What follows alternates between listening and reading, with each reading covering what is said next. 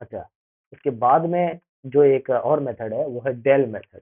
Del method list specific नहीं है, ये मोर ओवर पाइथन स्पेसिफिक है। तो पाइथन के काफ़ी टेबल्स में चलता है, तो लिस्ट स्पेसिफिक तो नहीं है। तो थोड़ा बताना इज रिस्पॉन्सिबिलिटी टाइप है, तो मैं बता देता हूँ। तो ए अभी मेरे पास ये लिस्ट है, इतनी बड़ी लिस्ट है। अब मैं क्या चाहता हूँ कि ए की का -1 एलिमेंट क्या है? तो सर ये है -1।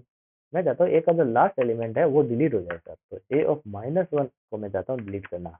हो गया? जी बिल्कुल हो गया। सर और किस पे काम करता है ये स्लाइसिंग पे भी काम करता है। ए ऑफ 0 से लेके 5 तक सर डिलीट हो जाए। हो गया? जी हाँ, 0 से लेके 5 क्या था? 0, 1, 2, 3 और 4 यहाँ तक था, तो यहाँ तक डिलीट हो चुका। 444 से आगे लिस्ट अभी भी पड़ी है।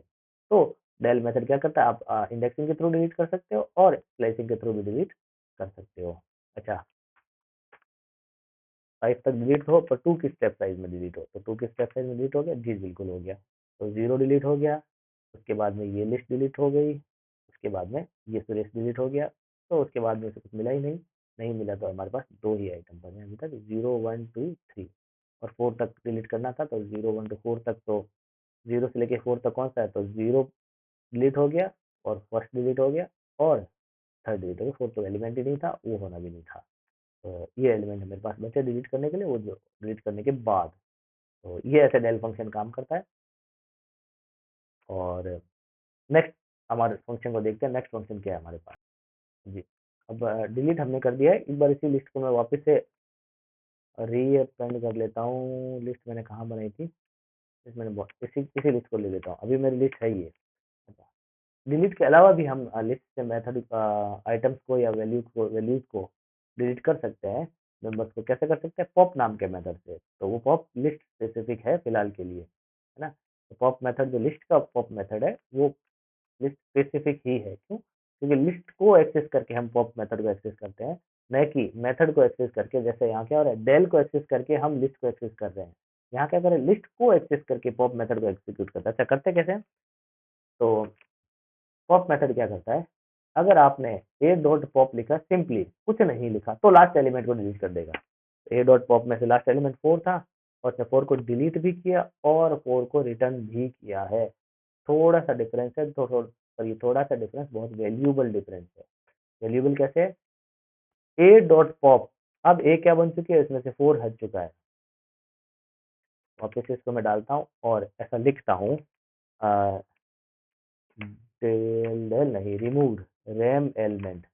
रेमल लिखा है, रिमूव्ड एलिमेंट की जगह रेमल। रेमल is equal to a of